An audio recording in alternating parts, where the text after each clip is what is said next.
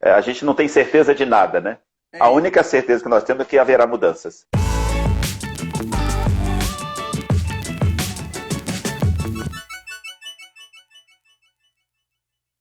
E aí, pessoal, tudo bem?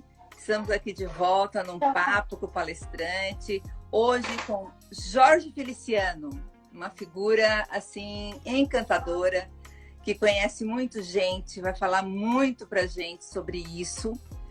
E eu quero apresentá-lo. Graduado em Administração de RH, mais de 28 anos de experiência nessa área, se dedicou também a conduzir a JLF, que foi uma consultoria empresarial, e especializado em gestão. Esqueci alguma coisa? Não, esqueceu não, quase nada. Então tá bom, então tá bom.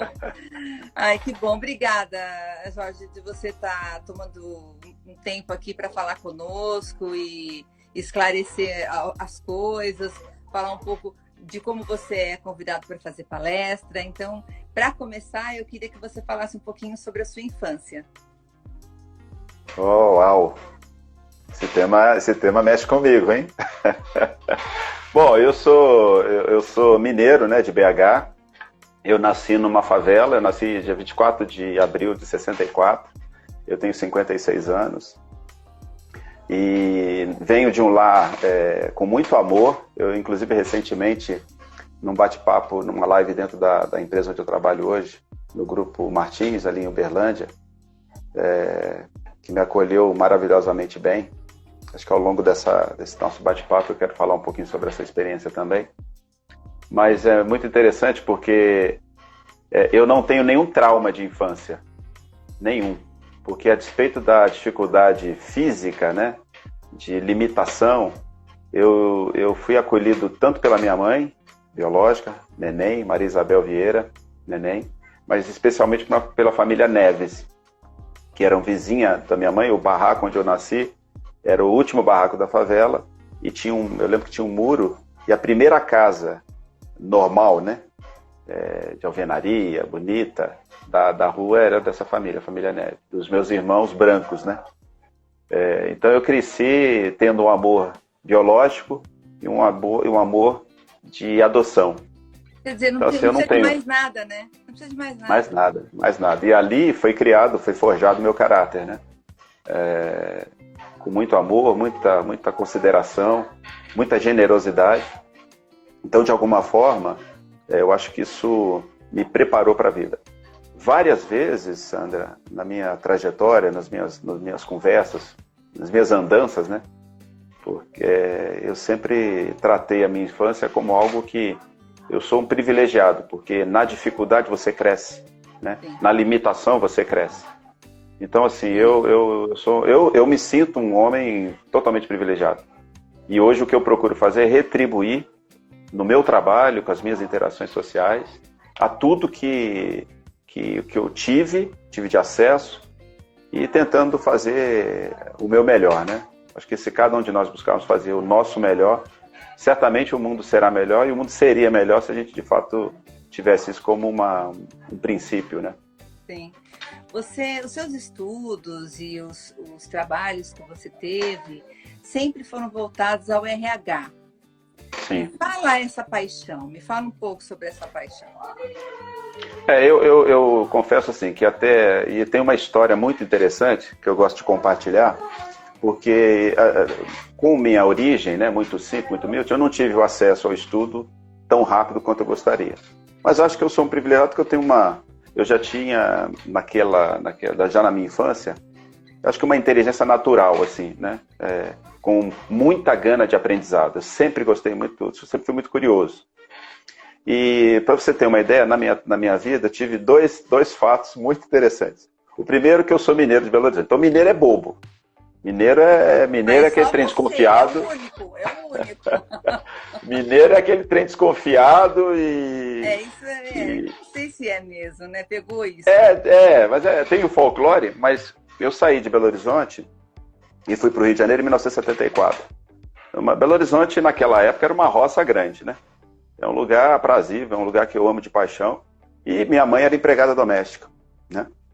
E eu fui para o Rio de Janeiro, porque já não tinha mais condições de ficar em Belo Horizonte, eu fui para o Rio de Janeiro. Falei, bom, o Rio de Janeiro naquela época para a gente era como se você estivesse indo para Nova York. Né? E aí quando eu cheguei no Rio de Janeiro, quando eu vi o mar, assim, mineiro, nunca vi nem lagoa, imagine ver o mar, né? E aí o que acontece? Eu morei nessa casa de família durante muitos anos com a minha mãe, ela era empregada. E aí aconteceu um fato, eu fui crescendo, tive meu estudo natural, 2º grau, etc. Mas aos 18 anos, eu fui pai, na minha primeira relação sexual. Fui pai. Na minha segunda relação sexual, nasceu a minha filha. Então eu tenho 2 filhos, Felipe, o mais velho, a Isabel. E aí, com 20 anos, como é que você explica para as pessoas que você é um menino puro, ingênuo, com 2 filhos? Então eu tinha tudo, a minha trajetória de vida tinha tudo para eu travar, né? Ali foi minha trajetória, a primeira grande trajetória, o primeiro grande contato com gestão de pessoas. Eu entrei como analista, depois fui trainee, depois fui gerente. Então eu não tinha tanto estudo, porque o Carrefour tinha essa questão de ter potencial e ter atitudes, muito mais do que a formação acadêmica. Certo. E comecei no Carrefour, cheguei no auge do Carrefour, fui gerente nacional da folha de pagamento do Carrefour. E aí depois eu fui crescendo, fui para o Pão de Açúcar, fiquei outros 9 anos quase. E essas escolas foram me forjando do ponto de vista de muito know-how, né? De muitas capacidades, né? Muitas experiências, participei de grandes projetos. Então, quando eu cheguei ao ponto de, depois de ter saído do Carrefour, fui diretor de RH, fundei a minha consultoria, já era um pouco do que eu quero compartilhar aqui, dessa história do protagonismo, né? Apesar de ter uma vida, às vezes, muito dura, você pode aprender, com certeza você aprende com as dificuldades, e você se torna um protagonista primeiro da sua vida, da sua própria vida. Você faz as escolhas que você entende que a escola da vida é muito forte, né? Sim. Então, fazendo um paralelo nessa pergunta que você fez, eu tenho essas duas clarezas, né, de pensamento. Primeiro, a escola da vida me ajudou muito. Então, como eu tenho a minha origem muito humilde, né, eu consigo transitar tanto na base muito de humildade das empresas, a base a base da pirâmide, como também transitar no alto escalão, né? Então, eu acho que é bem por aí, assim. Eu acho que a experiência que eu tenho, que foi adquirida ao longo da vida, eu consigo transferir exatamente para o meu trabalho, que é ajudar no desenvolvimento das pessoas e nas estratégias de recursos humanos das organizações onde eu atuo. E hoje eu estou vivendo muito fortemente isso. E estou muito feliz. Você sabe que é engraçado, porque as pessoas hoje estão solicitando muito altos executivos para fazer palestra, sabe? Presidente de empresa e tudo. Certo. E aí eu queria saber como foi que começou essa coisa dos convites para você palestrar? Isso foi muito interessante, porque eu nas minhas atuações, tanto no Carrefour quanto no Pão de Açúcar, eu já fazia treinamentos, né, internos. Então, uma organização, por exemplo, como um Carrefour, quando a gente implantou lá o processo que eu estava responsável, eu tive que viajar o Brasil inteiro, fazendo capacitação dos gestores, etc. E aí eu tinha essa veia, eu sempre gostei apesar de ser muito tímido no começo, na minha infância, depois eu fui descobrindo que eu gostava de falar em público, né? E minha mãe falava uma coisa muito interessante, Sandra. Filho, você vai perceber que na vida, tudo que é bom você deve copiar. E eu ficava admirado, às vezes, vendo pessoas palestrantes. E assim, eu até considero que os palestrantes são bibliotecas ambulantes, né? Quando eu vejo qualquer palestrante, especialmente aqueles que você agencia, né? A gente sabe que a gente já esteve junto em vários projetos. Ali são homens e mulheres que se preparam para trazer, primeiro, histórias de vida, né? Que eu acho maravilhoso. Depois, métodos, que a gente não precisa pegar um livro, porque você vai ter um ser humano ali que se preparou para transferir esse conhecimento. Então, eu sempre fui muito curioso, e eu confesso, na minha infância, o telefone tocava, eu saía correndo, né? Quando eu cheguei no Rio de Janeiro, você tem que se virar, né? Então, eu acho que as oportunidades que eu tive de interagir, e aí, no meu domínio de palestras técnicas, de ajudar gestores com processo e tal, isso foi me ajudando. Eu fui começando a acreditar que eu era de fato um cara muito articulado, e acho que foi natural porque eu tenho, até pela minha criação profissional, eu adoro transferir conhecimento. Eu acho que isso é deixar um legado para a organização. Eu sei que hoje, quando eu passo nas empresas como cliente, as pessoas se lembram, olha lá o Jorge, olha lá o Negão. Então, assim, é legal isso, porque você, de alguma forma, tem que... Não sei se você está reparando, atrás de mim, não sei se dá para ver, tem uma biblioteca. Eu sou viciado em livros. Né? Eu gostaria... Estou vendo. Não, mas eu gostaria de ter mais tempo. É meu e do meu marido, assim. A gente tem bastante livro. Que legal. É muito bom, né? É muito bom. Então, eu acho que foi meio que natural, mas de qualquer forma você tem que buscar preparação mesmo, se inspirar em grandes palestrantes. E aí, depois que eu comecei e fiquei viciado nisso, e volta e meia eu sou muito convidado para essa questão da transferência de conhecimento, porque eu participei de grandes times, né? Eu fiz parte de grandes times de gestão de pessoas no Brasil. E, assim, com uma possibilidade de aprendizado espetacular. Então, a minha realização é transferir todo esse conhecimento, e quem trabalha comigo hoje, no meu time, lá no Grupo Martins, sabem do que eu estou falando, e é a mais pura verdade. Eu gosto disso, né? Da gente bater papo, da gente trocar, da gente contar causos, né? De fato, a escola da vida vai te calejando, depois é só se aprimorar, eu acredito muito nisso.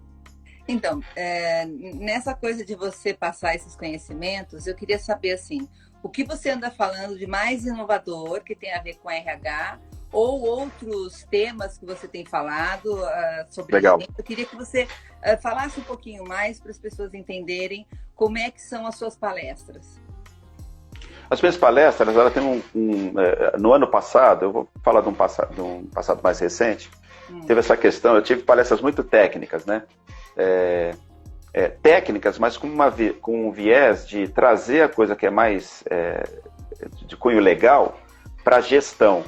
Eu hoje ajudo, durante o meu período de consultoria, eu contribuí bastante, assim, com empresas, na preparação das lideranças para fazer gestão. Então, porque tem esse viés seguinte, o líder é super importante, o líder se inspira, mas tem que alguém fazer gestão.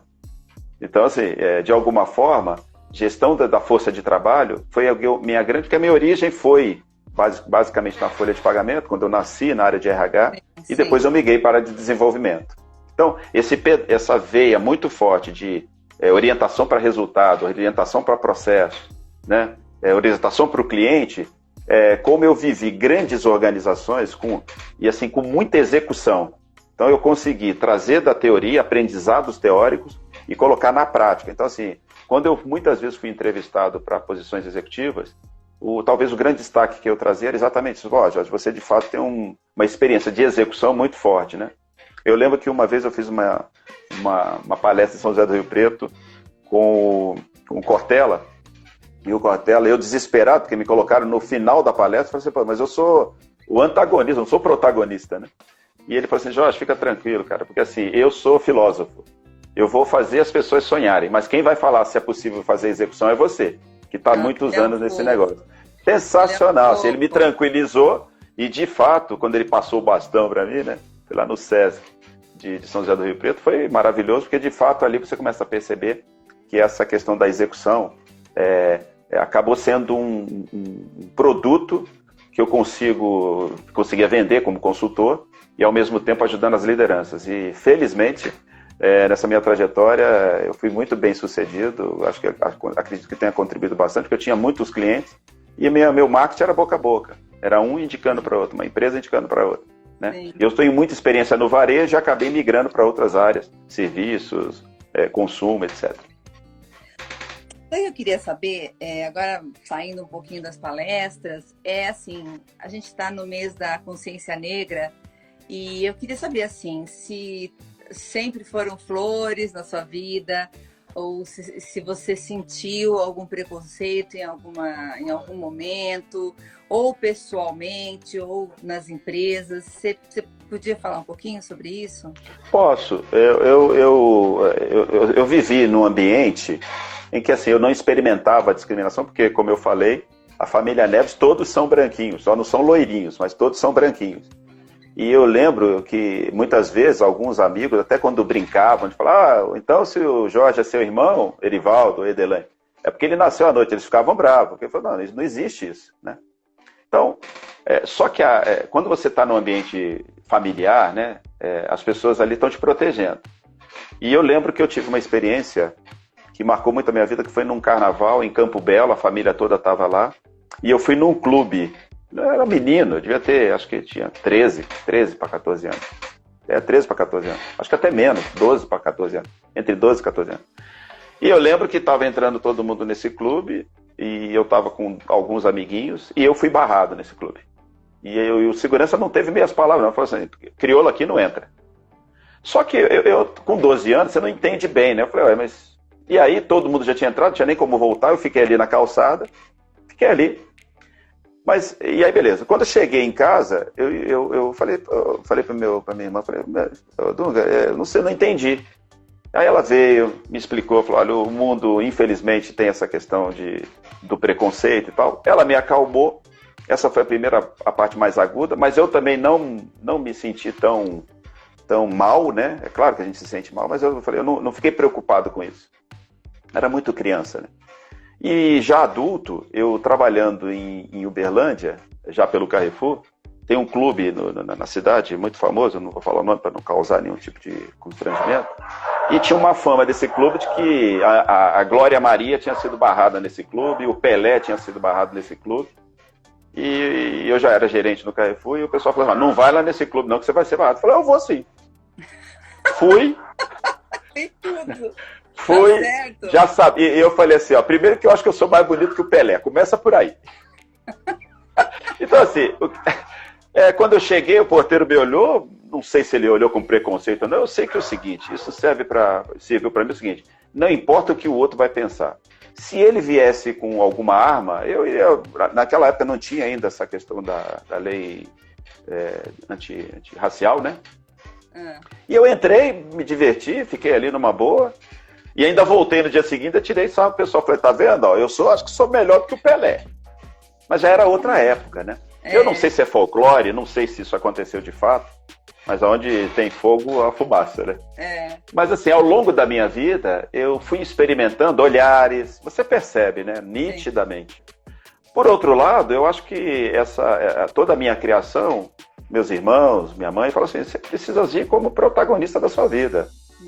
Onde tiver preconceito, você se posiciona. Se tiver que barracar lá, soltar os cachorros num lugar, você solta. Depois veio a lei, né, que acaba... Mas assim, hoje eu entendo que a gente tem que ter uma luta diária da nossa classe, assim, da nossa raça. A gente tem que lutar todos os dias.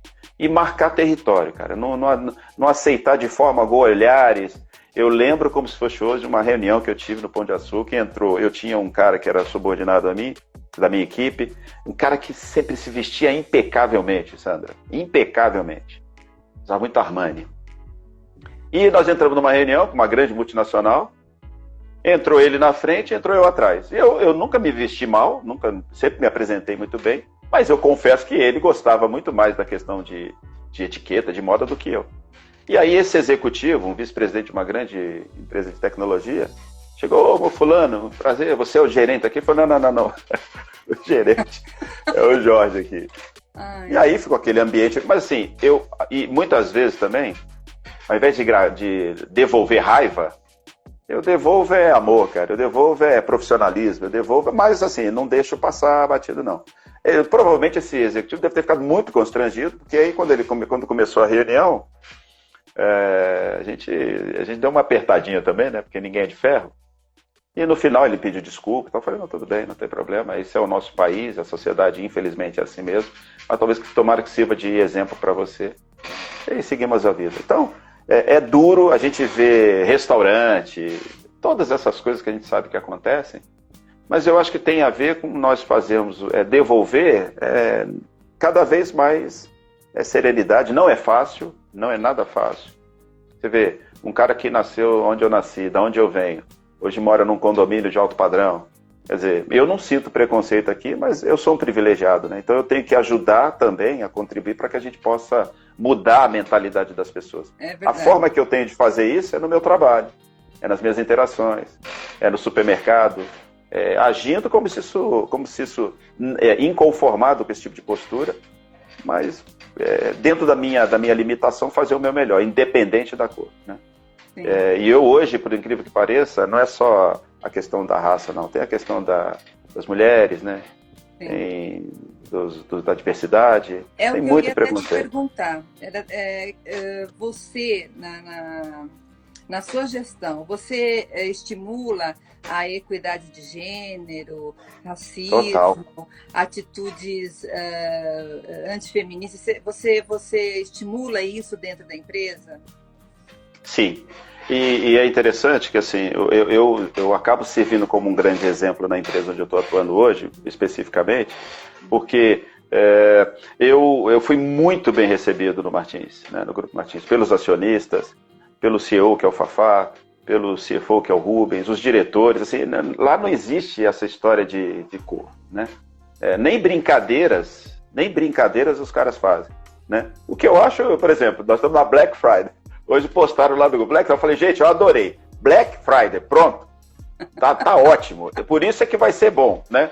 Assim, a gente também não, a gente sabe quando é uma brincadeira e quando é uma coisa pejorativa, né? Sim, tem que tomar muito cuidado, né? A linha é muito tênue, né? Mas mas toda eu a acho parte que até as brincadeiras têm que acabar, sabe? Tem. Assim, não tem mais nem brincar, não tem mais espaço. Concordo. É que o brasileiro, né? O brasileiro é impossível falar que alguém nunca... Ô, negão! Às vezes o cara tá te chamando pelo nome, ele tá sendo racista e você tá achando lindo. E a gente sabe quando o cara é racista. Então, assim, do ponto de vista da diversidade, putz, hoje eu tô num ambiente que a gente tem privilegiado bastante. A gente sabe que tem uma jornada a cumprir, né? A gente tem que ter mais posições. Mas sempre eu defendo o seguinte, quando eu fui entrevistado no meu último emprego, nesse emprego que eu tô, em momento algum, a cor da minha pele foi o problema. O problema é se eu tinha competência ou não, se eu estava preparado ou não. A gente não pode também fazer... Ninguém quer esmola, ninguém quer favor. Eu quero oportunidade. Abre a porta e me dá as condições que eu vou batalhar, vou lutar e você vai se surpreender, né? Eu gosto... É interessante que assim, a gente não contrata primeiramente competente, a gente contrata os valores das pessoas, né? Sim. O caráter das pessoas, isso é mais importante. Ai, lindo, adorei. Você falou, muito bonito. Você poderia dizer o que você está vendo, maior transformação nas empresas? Sandra, essa pandemia acelerou muita coisa do ponto de vista de transformações. A gente ouve falar muito da questão da transformação digital, mas tem mais transformações que estão vindo por aí, né?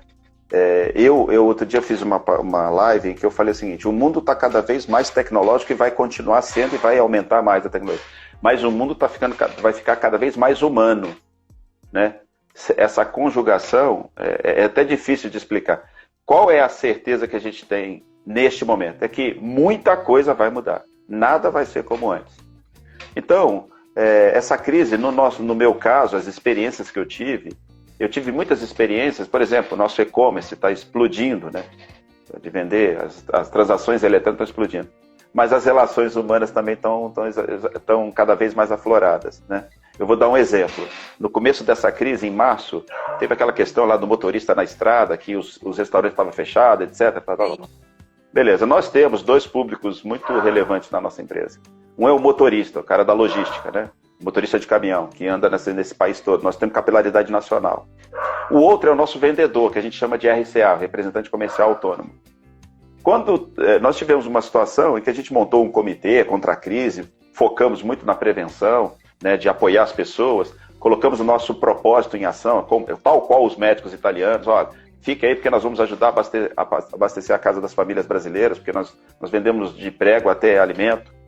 E ali teve uma atitude humana que robô ninguém vai substituir, que foi o nosso motorista saía de Uberlândia e ia, por exemplo, para Belém do Pará, um exemplo.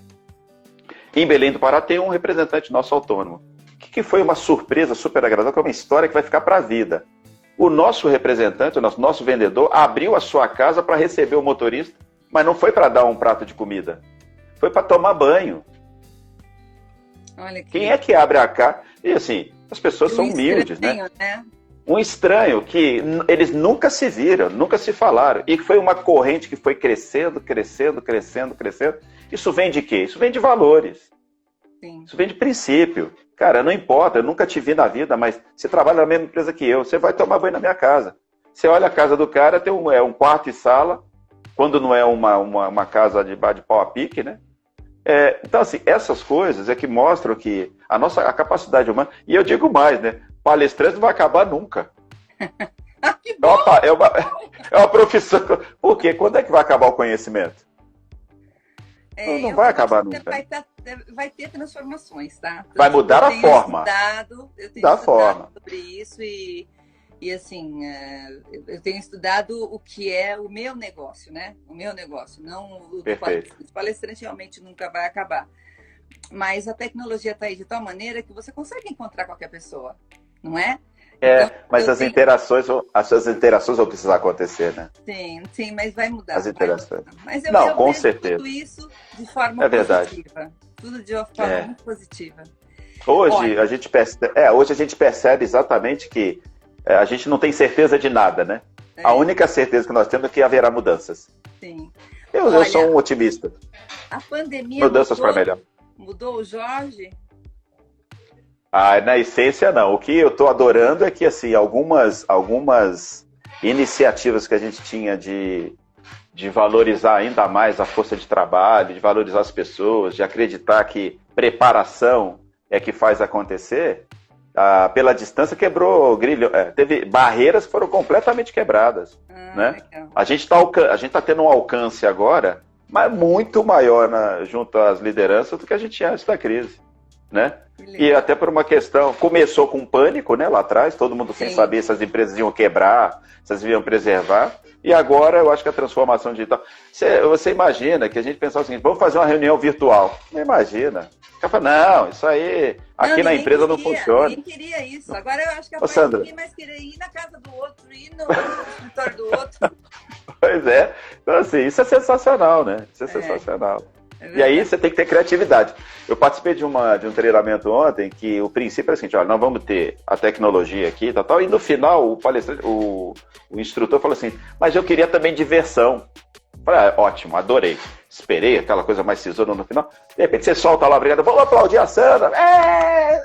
Então assim, essas coisas faz bem pra você. E deu uma quebrada naquele clima, que fica aquela coisa, né, pesada. Né? Então, eu acredito em alto astral, em coisas bacanas. E por que eu estou dizendo que o palestrante não acaba? Porque ele é uma biblioteca ambulante. Então, você quer saber a tradução de um livro, o livro vai estar digital. Mas quem é que traduz? Ainda mais um povo preguiçoso como a gente conhece no Brasil. Ela falou assim, não, faz uma síntese para mim, me fala como é que... Pronto, já vai ter interação.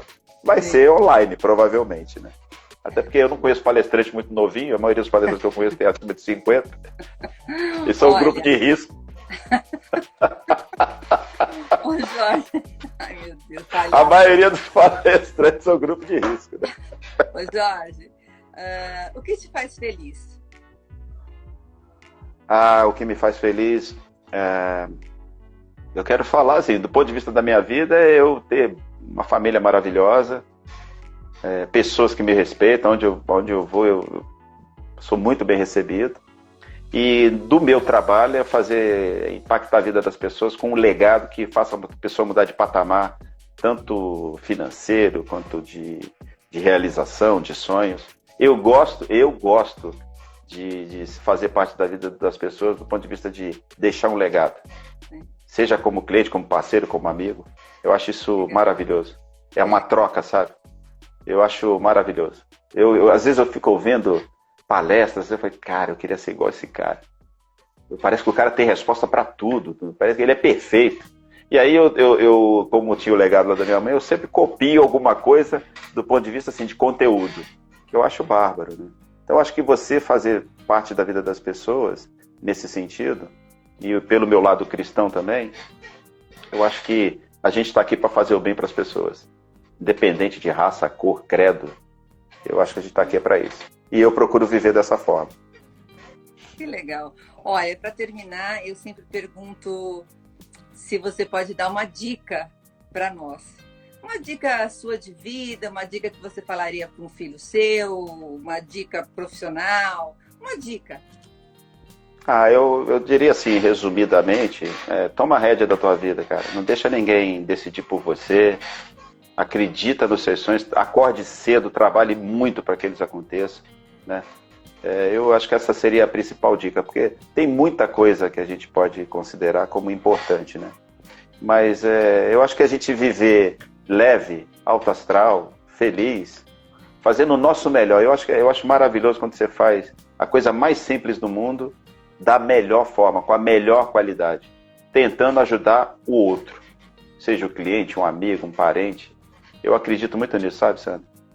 Eu muito sei, nisso. eu te conheço, você é uma pessoa encantadora e um cara realmente sério, sabe? Uma pessoa íntegra. E Obrigado. enfim, eu acho que tudo que você fala primeiro vem do coração e depois vem da sua consciência, dos seus estudos, de tudo que você já vivenciou.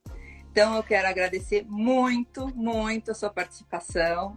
Poxa, foi uma honra, um privilégio. E é rápido, né? Poxa vida, não, ficava aqui a sexta-feira toda. Passou do tempo. É mesmo? Mas eu que agradeço. Excelente, mas, excelente. Voltando nos agradecimentos, muito, muito obrigada, mesmo. Sucesso para nós, saúde para nós. Saúde, isso mesmo. Tchau, querida. Vamos em frente. Obrigada, viu? Tchau, tchau. Obrigado Beijo você, na querida. família. Amém, para a sua também. Um abração.